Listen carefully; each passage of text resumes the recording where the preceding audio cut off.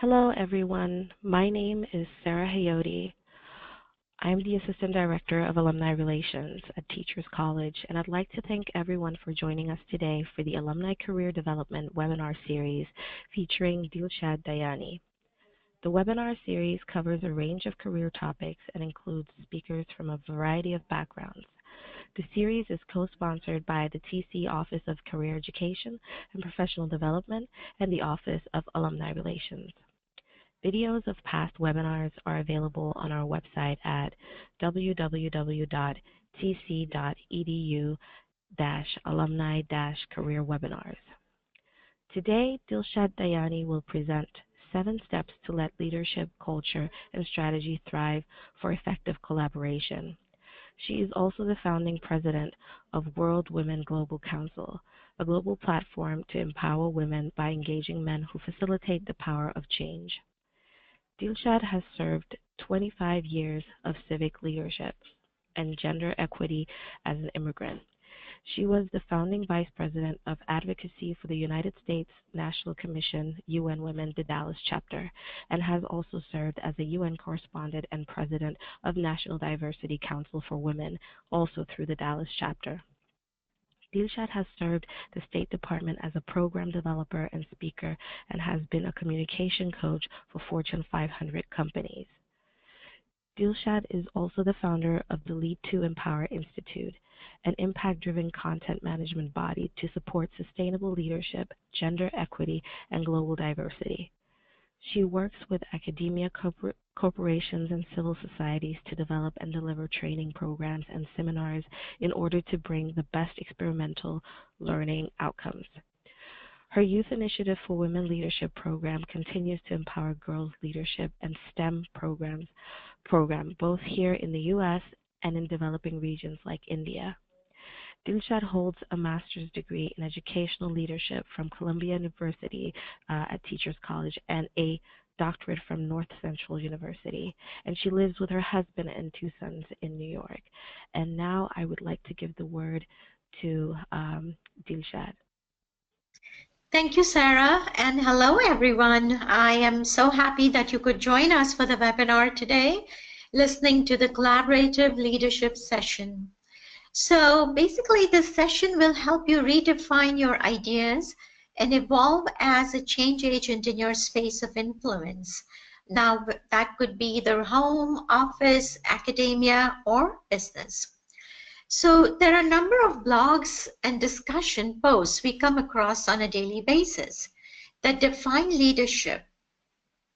Words such as influence, wisdom, inspiration, passion, drive, power, knowledge, etc. So the problem is defining leadership is not that simple because we are bombarded with so much content around us, and to sift through those perspectives is sometimes confuses us. So leadership is it's kind of a complex transformational process, and therefore defining it in 1 or 2 words is also transitional. I think, and you would agree, that as we mature and grow, the state of our leadership abilities also change, and based on our experiences and current situations. This means that all the terms that we used above more truly describe great leadership that are fluid and that evolve within us. So in 3 words, I would define leadership as vision, direction, and support. And by vision, for most of us, I mean that it is concentrated and it is focused towards the population that we serve.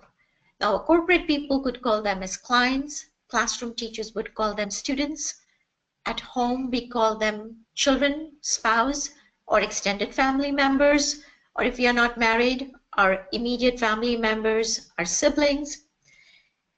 And in business, they are our employees.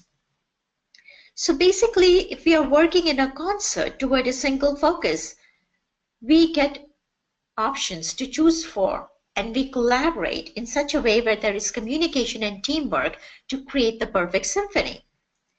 So this vision that we need to see where we want to go with our team members and with our family members or with our employees or with our students, and we basically have a mutual goal.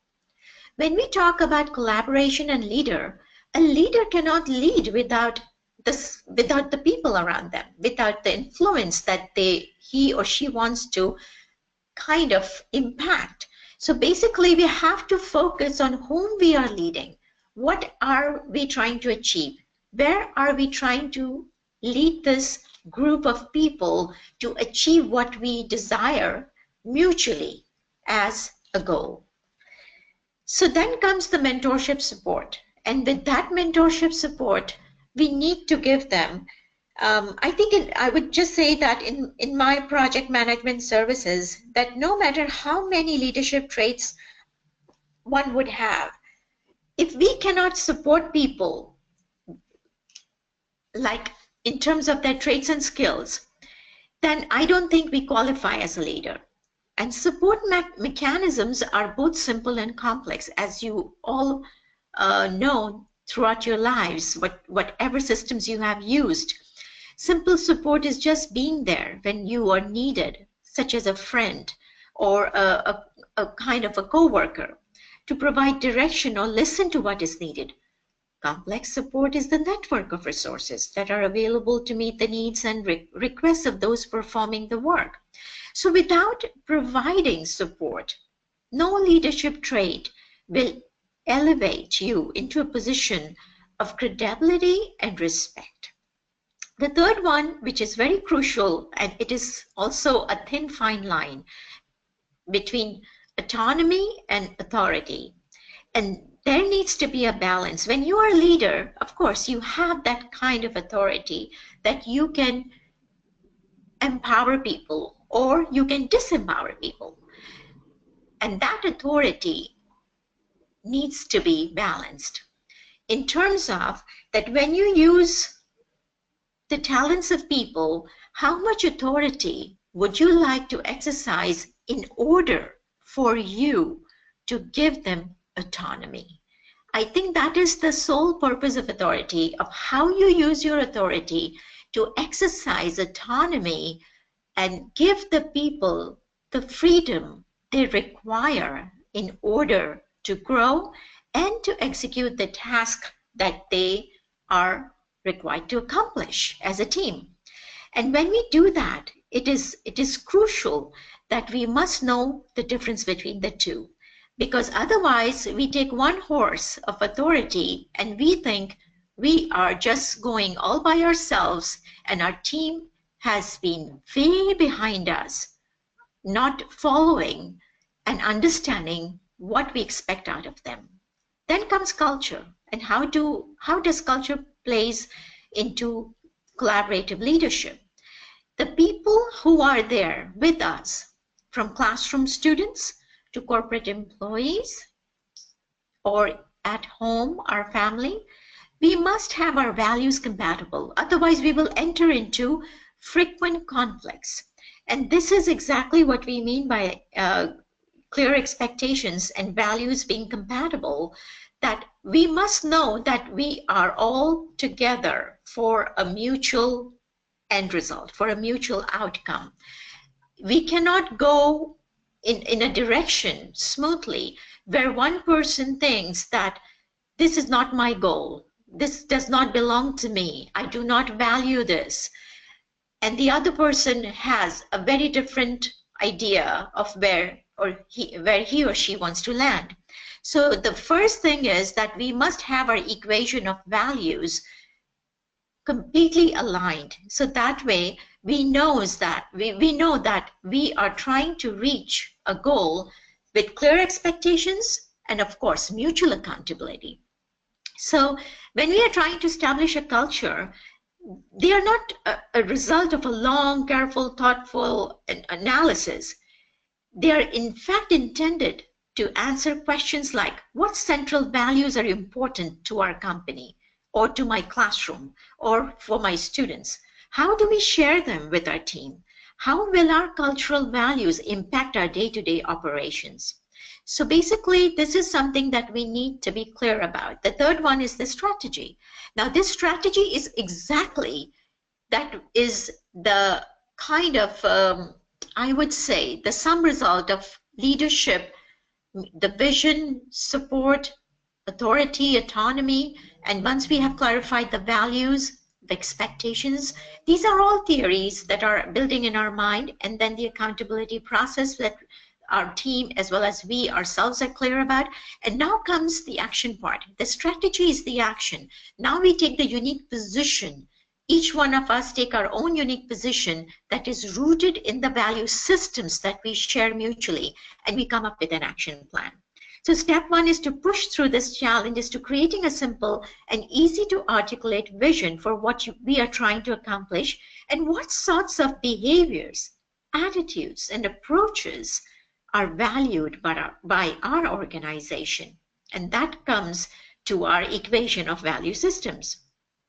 So, excuse me. So an example of a company that has recently, kind of lacked a coherent corporate culture was Hewlett-Packard. So what happened was, this computer giant was helped by multiple CEOs and subsequently had experienced a number of strategic shifts. Now, without the benefit of clear expectations and a corporate identity, the team members were left to wonder where the company is headed and how they should act in order to maximize their chances of succeeding within the organization. So it is just like when I gave you the example that when you have the authority and you feel that you are the leader, of course, so then you take your horse and you start running, and you are ahead in the race. When you look around, okay, I'm moving forward, but this moving forward is in fact taking you more backwards because your team members are not with you on this horse. So we come to this slide and the thought channel of how our matrix of discussion is going to follow. So I have broken down into different parts, and one of them is service design. When we are doing an act or a task or a kind of a job as a teacher or as an executive or as a family member, now that could be a small job, that could be within a week time that is given to us to finish, or a 1 day time, or a 1 year time. That is the space where we are going to be thinking about of our work, and we are going to deliver whatever is expected out of us. And that space is that I call is service design. I think whatever we do is a service. Now, whether we are paid to do that, or if you consider from a motherly perspective, she's not paid to do that. And still she carries out with her full heart and intention of what is good and beneficial to her children. And that is the part of, as an influencer, she's playing. So in a company, when you design the service design space, you have to have those effective design tools of collaboration to achieve your strategic goals. Now, the second part is, do you coach or you manage? The word manager seems to me very outdated. It's very disciplined. And it is also very, I think in today's time that word does not fit our corporations. It is more like someone taking all your strengths and telling you that this is how you will be managed from the morning. So nobody wants to be managed. Like if I tell you, I'm going to manage you from 9 to 5. It's just like I've taken control. I've taken all the autonomy, and I'm going to use my authority over you because I am the manager. So basically, it is much more productive in terms of thinking process and in terms of deliverables that we use the word coach, because learning to coach instead of manage collaboration helps you to ask the right questions. It also helps your team members to think of themselves as part of a sharing ownership in that project. Let's put it that way. The third one is mindful approach. This is the crucial thing that is the part of our discussion today, that how do we bring in mindful approach to whatever we do to accomplish our desired goals in terms of collaborative leadership. Now, mindful approach develops the innate, resourceful, and mindful approaches that help us address conflict resolution. And that is the key element wherever you go. You don't want to enter into a conflict. If there is no conflict, then of course the ride is smooth and you have more energy to use it in the task that you are trying to deliver. Balancing diversity. Whenever you are in a collaborative design space, service design, you come across communication tools. You need communication tools because people are diverse, thoughts are diverse, opinions are different, and we come from all different cultural backgrounds. We all come from different value systems. How do you balance that diversity with creativity to institute that positive classroom and organizational changes while you are trying to collaborate and take those mutually bag of ideas and deliver and accomplish a task that is not only accomplished and done, but it is also very successful? How do you build your own criteria matrix? And this is something that you use by gaining and understanding the tools from mindful approach, and then you build your own criteria and value-based asset matrix. So you are not only delivering tasks day in, day out, because that's your job. So the first thing, you have to change your mind shift. You have to change your mindset. This needs to come out, and you have to see your space, that you're designing a service space to benefit others with your talent and your strengths. The second step that you do is you find the mindful approach where you are in your present moment. And the third one is that you build it according to your values, aligning with your team members, respecting their multiple perceptions and opinions, and taking and validating them. That would not only help you to have that growth, learning, strength, and success for a thriving long career, but will also help your team members appreciate you as a leader. So where do we use all this? We use these in spaces. Our talents, our strengths, our conflict resolution skills, and our system of navigation. We use it in the classroom. Those are the spaces at home, in office, in business, in places of worship, in hospitals. So these cognitive structures that we are trying to build today through this session are going to be used in these spaces. And that is why these spaces are called service design. The second one is human capital. Who are we going to be interacting with? We are going to be interacting with, of course, people. And that is one kind of human capital. The other kind of capital is physical resources. So when it comes to human beings, we have to align our personalities. And the most important out of all this is that we need to have listening skills to align personalities. We must have those listening skills so we can appreciate the cultural value equation. You bring different ideas, I bring different ideas. There are 5 people who come from different geographic spaces, come from different countries. They have their own ideas on how to kind of take this task and accomplish our goals. And we must validate everybody's opinion. And we must not be judgmental. The NJ factor must not be there when we are trying to align personalities. The third one is the resources. How do we mobilize capital worth? Whatever resources we are given with, how do we use them to benefit people and to help people grow? For example, a person, you have the resources of, say, some additional person in your group who is very savvy about social media. You have a team member who is not. How do you connect one resource to the other so that person is prepared fully and is also getting that growth that you want in your team members to kind of accomplish the task? Now, this task that you have given them, that person may not be as good this time. he's learning, he's getting to that point.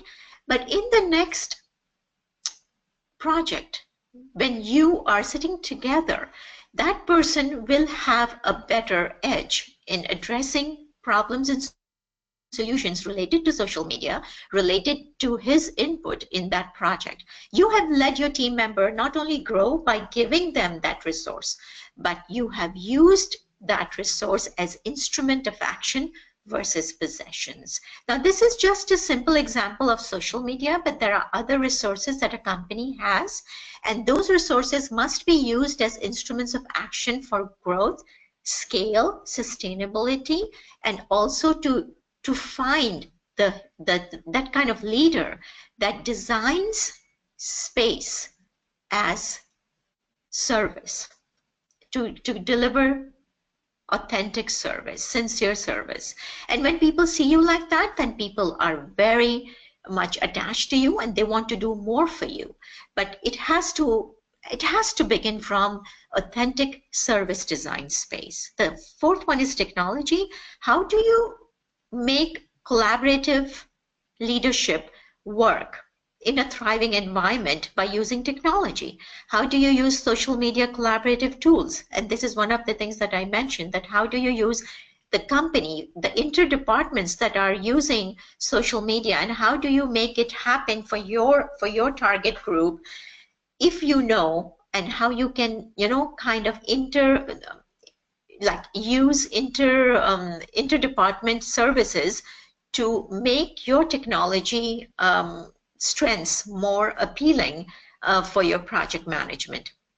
Then we come to the face-to-face, which is very, very important. When we have technology, we forget that how important it is to stand or to sit down with someone and talk one-to-one, to listen to their body language, to listen to what they are trying to tell us, and to listen. As I said, listening skills are crucial for leadership.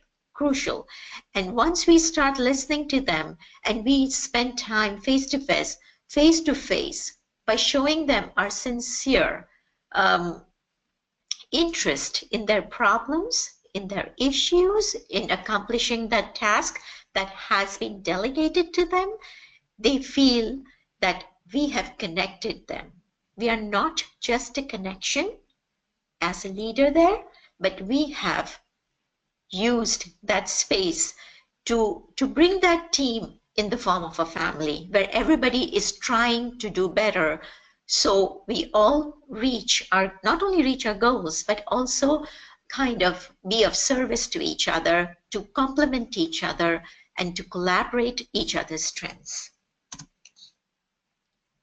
So this is just a matrix. It's like an infographic, I would say, that is here to tell us about the transformative tools or questions and how we address challenges. And this is one of the things that we must look into, that what will you communicate? And these are the things that we have to look for. So as leadership, as I said, listening skills and communication are crucial. And do we communicate? There are like goals and objectives, strategy changes and updates, timelines and deadlines, information updates, team building programs. So if we check mark these things that we need to be using as a premise to reach our goals on a daily basis, this is the checklist that we should be using. That how are we communicating with our team members, and what do we need to communicate? Have we communicated the strategy changes and updates? Have we told them about our goals and objectives that have changed from last week in terms of little alignment? I do not mean to say that the full goal or objective has been changed, but how do we use the SMART goals and objective checklist? How do we use the timelines and deadlines? Have we informed them on how to use information updates? And how do we use our team building programs in order for us to bring our team members closer and more supportive of each other? Here is another, the blue one tells you that who are our constituents. Are we in an organization? Are we communicating with other leaders, colleagues? Are we just giving direct reports? There are going to be times when you are just a leader who has been given the position to kind of report to another leader, but you are also working as a co-leader. So who are your constituents? There are times when you're using data as your constituents, and these data must be dealt with a lot of carefulness and dexterity, because this data is going to take you from one place to another. And if you are not able to interpret the data or use it in a wise manner by bringing the authentic and the critically researched data, then it can impact of what the outcome is, depending on the numbers. So there are team members and external folks, customers, suppliers. So these are the people who you are trying to build as a team, as well as also the people that you may be delivering your project to. How will you communicate? As I mentioned earlier, that it is important that we use technology, but we should not override technology excuse me, over in-person contact, because it is very crucial that we keep that in mind, that human beings need to be listened to, and we must make it our priority that not only we use social media, but we also keep face-to-face contact via videos, Skype sessions, so people are able to see us and read our body language. When will you communicate? This is also important. What time of the day? Daily, weekly, monthly, quarterly. So this is just something, the tools that you could use and questions you can use for your personal reflection and auto-suggestion in order to take your communication and leadership on a daily basis in front of your team. Sorry. So this is one of the very simple and self-evaluation leadership checklist. A lot of times we are kind of confused. Where do we fit in? And in that context, we feel that, do I fit in the category of a visionary, a manager, which I do not agree, and I would change that. But I purposely put here so you would know, because this term is being used even now in many corporations, or a facilitator. So in manager, we should use the word coach. So once you see all these pointers and references, you are able to see where you fit in. So you are concerned with doing the right thing, of course, as a visionary. Now remember, you could fall into all the three categories. Being a leader takes the long-term view, concentrates on what and why, thinks in terms of innovation, development, and the future, sets the vision, the tone, and the direction. Now, when you see all this, and inspires innovation, and innovation means that you change with the dynamics and you keep yourself in kind of in flexibility if the circumstances change. That's where you are able to innovate, when you are able to fit the contextual data in how to do things with your style. And you also change. You do not keep a fixated position and fixated mindset that is hard for you to change when your context changes or the dynamics of your group changes. So being a visionary, it is very important that in order for you to translate your vision, you should be an effective manager or coach. You should be an effective coach, to put it correctly. You are concerned with doing things right. You are taking the short-term view also. You are concentrating on how to do this according to the styles, incorporating the styles of my team members also. And you also think in terms of administration, maintenance, and the present. And the present focuses as a coach also on mindfulness.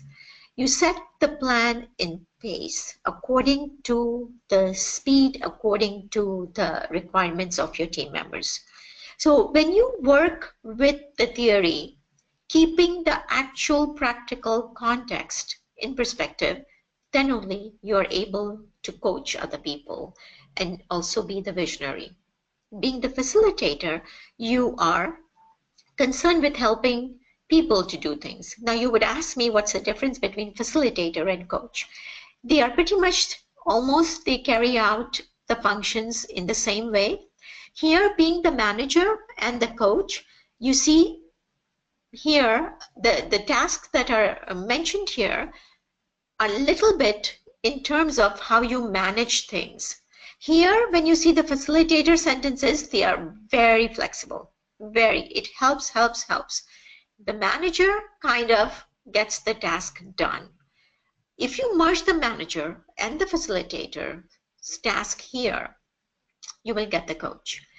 And keeping your eyes focused, but at the same time, you do not make your targets. You do not make your theory and the process of doing things so harsh and so hard that you lose sight of how people need help and how people can work better by using your soft skills to motivate and inspire them.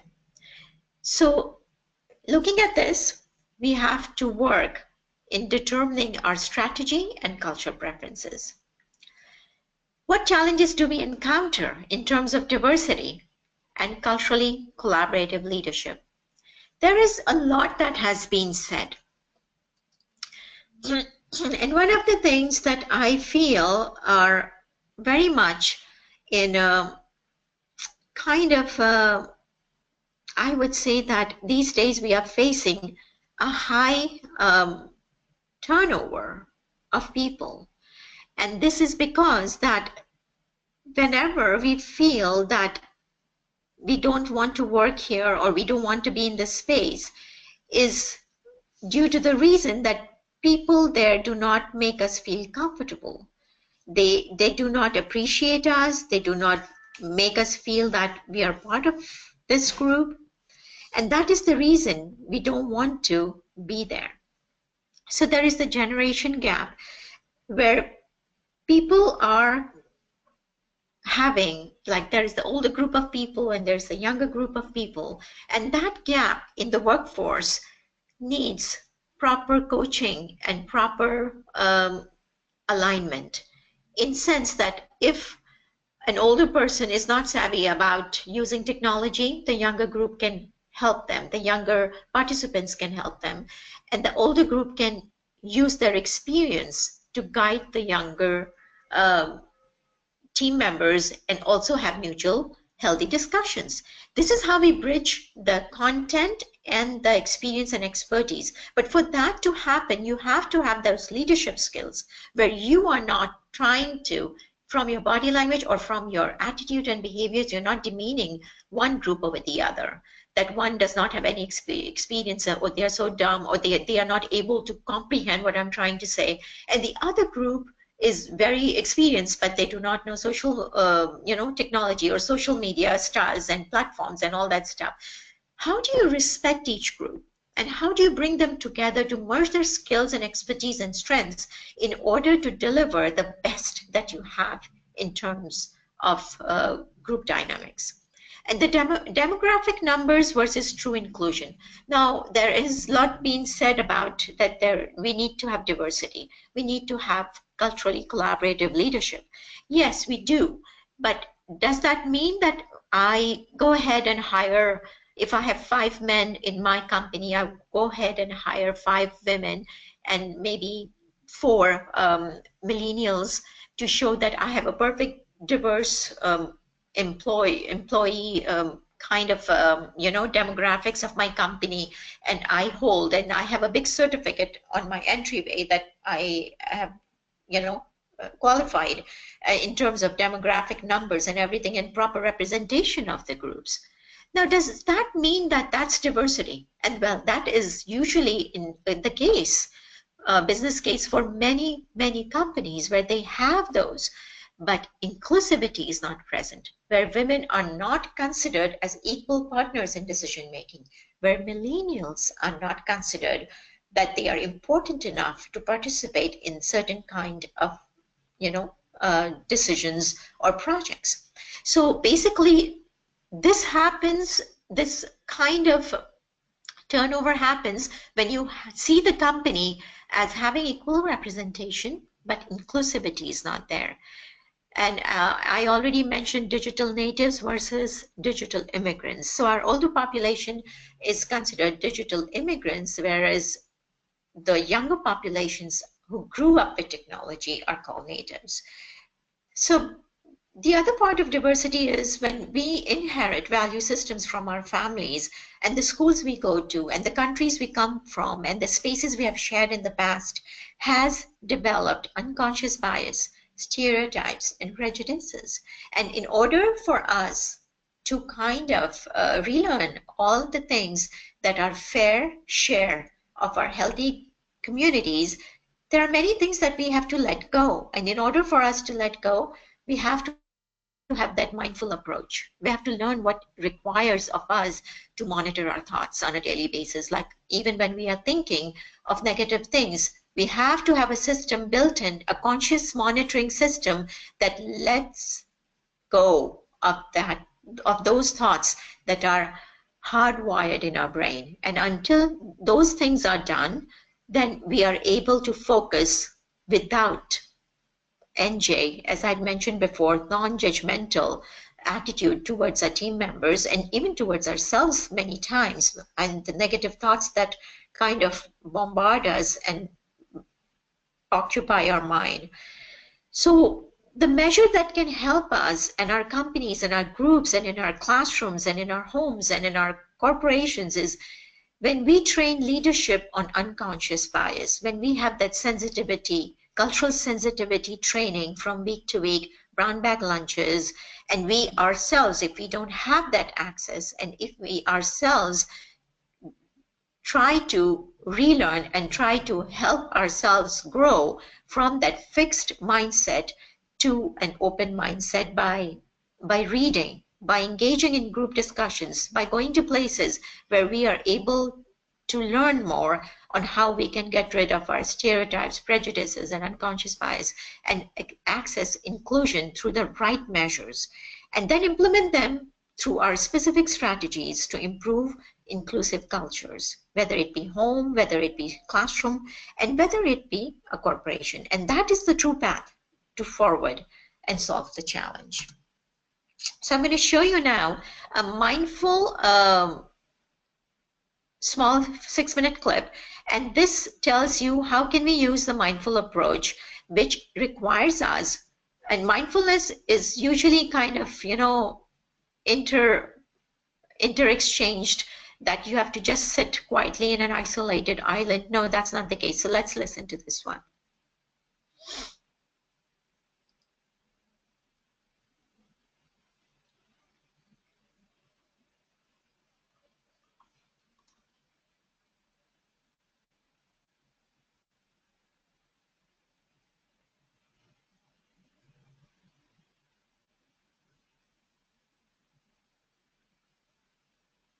So mindfulness is everywhere.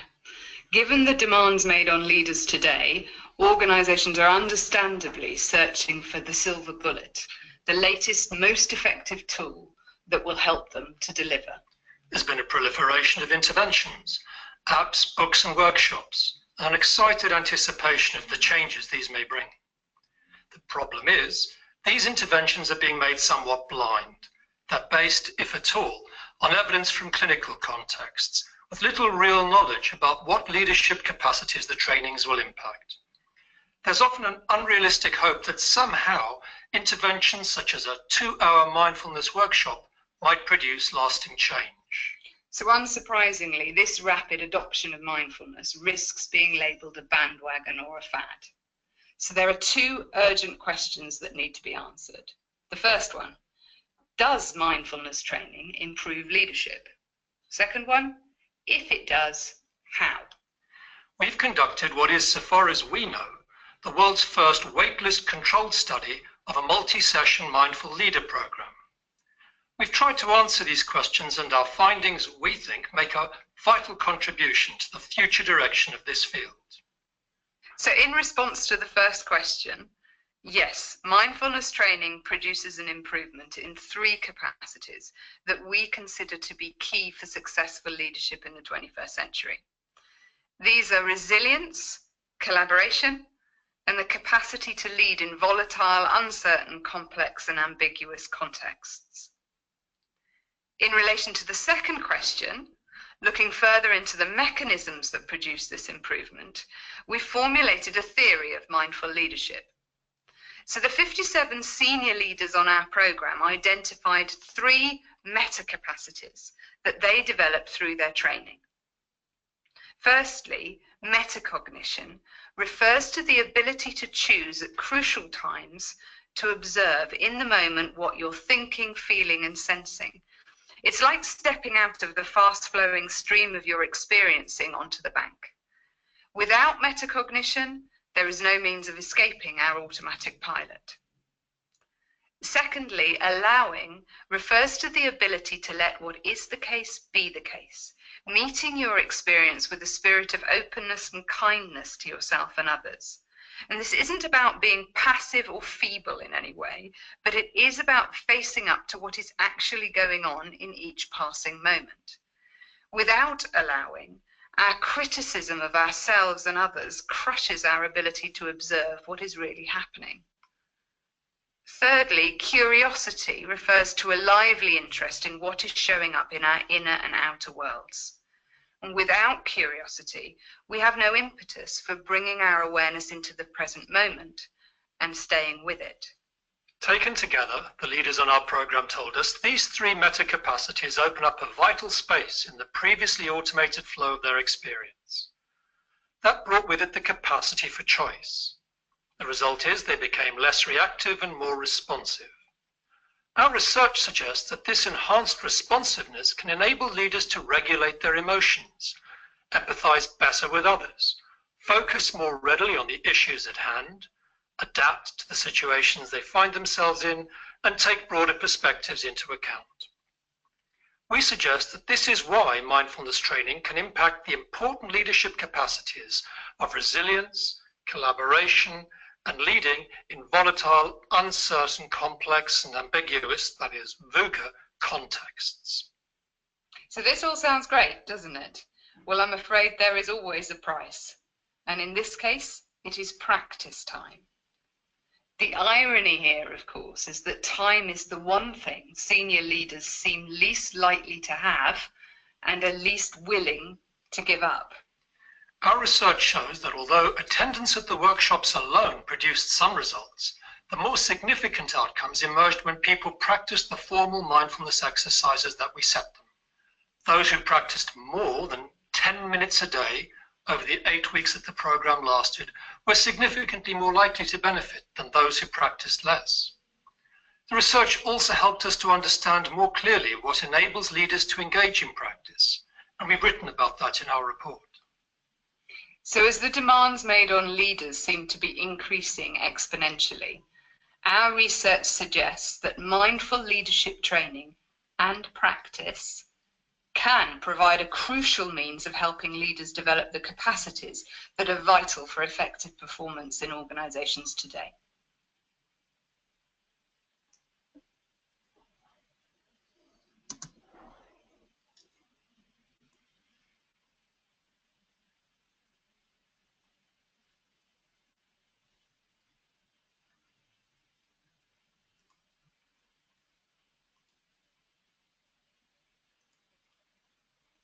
So we learned that how mindfulness approach can help you do your part as a leader in a much more conscious, in a much more effective, and in a much more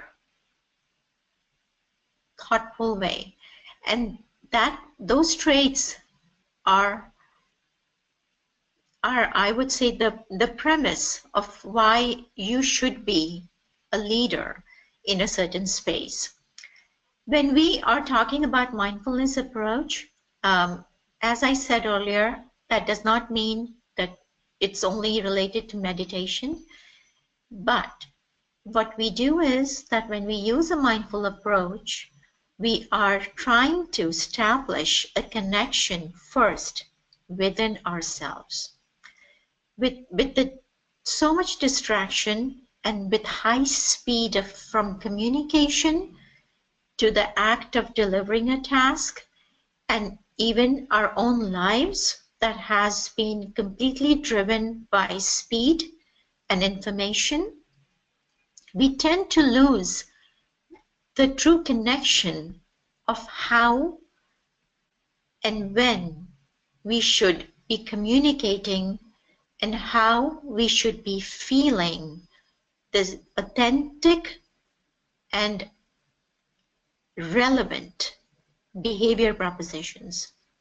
So many times when we are trying to do certain things, we are doing it in a very robotic fashion. And since we are used to doing like that, that's why we are very stressed out. Also, we tend to consume energy in the wrong fields. And when we use this mindful resilience approach, we not only create a storehouse of energy within ourselves, but we also create a much more calm, patient, and a very thoughtful analysis in our everyday lives by how we are going to execute each action, because we are conscious of our actions, of not only how they are going to impact us in terms of energy and stress, but how they are going to impact other people as well. So let's go through this brief exercise of 7 steps to mindful resilience approach, promoting collaborative leadership. And as I said, that when we are talking about collaborative leadership, though it comes like a corporate entity word, but it could be used between students and teachers. There is a collaborative leadership relationship. It could be used in the family. It could be used in the corporations. It could be used as a small business person who has 2 or 3 employees or one employee. So let's write down 1 to 3 things, or if you are not able to write it down, you could just think about 1 to 3 things that make you unhappy or has made you unhappy in the past week or a past month, and that has disturbed or has upsetted you at work or at home. Think of a solution that you have thought but not experimented, considering it won't work. And one of them is to sit down and think through the issue and also think through the service design space from a very empathetic perspective. What challenges will you encounter if you use that specific approach? These are the mental destination points that we are stopping, and we are trying to think through how we can use better and effective cognitive tools to deliver our task and challenges from day to day. Sit in silence for a minute or 2 and reclaim your strength and confidence and seek choices. What are your choices? See how can you navigate transactional acts into transformational deeds of empowerment. When we do things for other people, we do it just for the sake of doing. Oh, I have to get it done. Let's get this thing out of the way. How do you do this through a transformational deeds perspective? Or if I do this, it will bring them joy. If I deliver the paperwork today, I have to do this. Your mindset should change on how you deliver your task as an act of service. And you will be paid. It's not that you won't be paid if you use that perspective, but that perspective will change and pivot the way your energy is being used on a daily basis.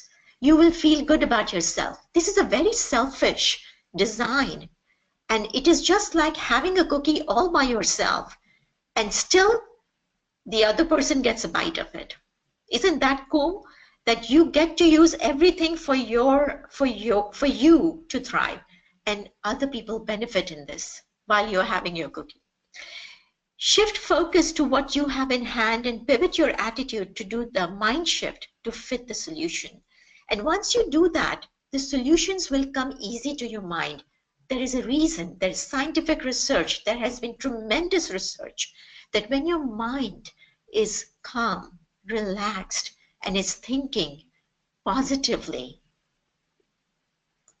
in the space that you are in, whether it's school, home, workplace, when you have authentic, sincere thoughts, you get solutions. You get solutions from nowhere, and you are surprised, how did you get that?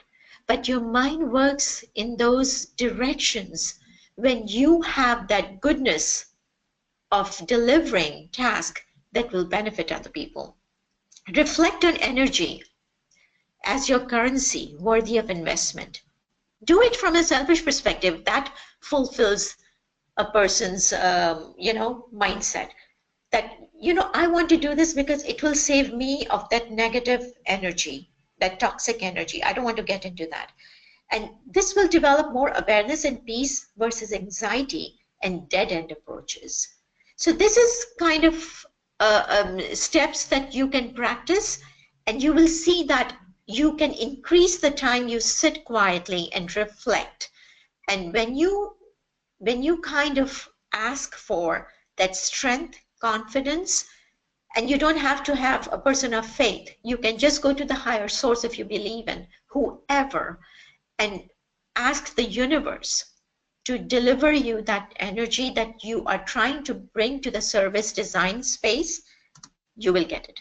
But where will all this lead you to? Mindful approaches are understanding your own thoughts and emotions, and therefore deriving cognitive tools to understand the non-judgmental way, your team members' behavior, and navigating patiently the tasks that are at your hand. You find resiliency in taking over. We find resiliency in taking over our own presence and consciously choosing our options in a positively responsive way versus reactive state. And most of the time we regret that, I wish we had not said that, I wish I had not done that. Then it leaves less room for an impulsive mindset and emotional damage. Through mindful approach, it helps you build a toolbox of non-judgmental response sets leading to mutually win-win outcome. It creates lifelong skills to address daily concierge of negative thoughts, which are like default. Whenever we think about something, the negative flows immediately, bias, and the mindful approach will replace it with healthy perspectives, self-check of thoughts as they emerge, solutions, strong inner intuitive sense, and saves energy from being consumed in toxic directions.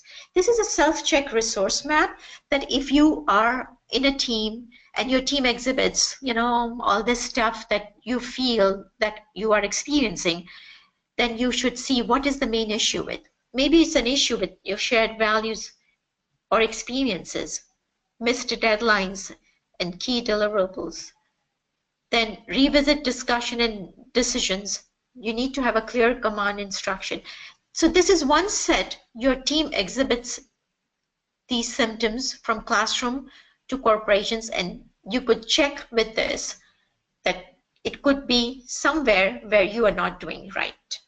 So I hope this has helped you in your daily navigational accomplishments. And if you have any questions, I'm more than happy to answer it.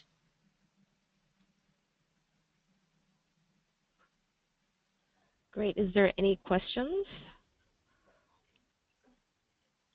I can't see any questions. However, if you do have questions, please contact Dilshad. Her contact information is on the screen. If you want to be in touch with her, we want to say thank you to Dilshad. We appreciate you taking the time to share your expertise with the TC community. And a video of this presentation will be available on our website at www.tc.edu/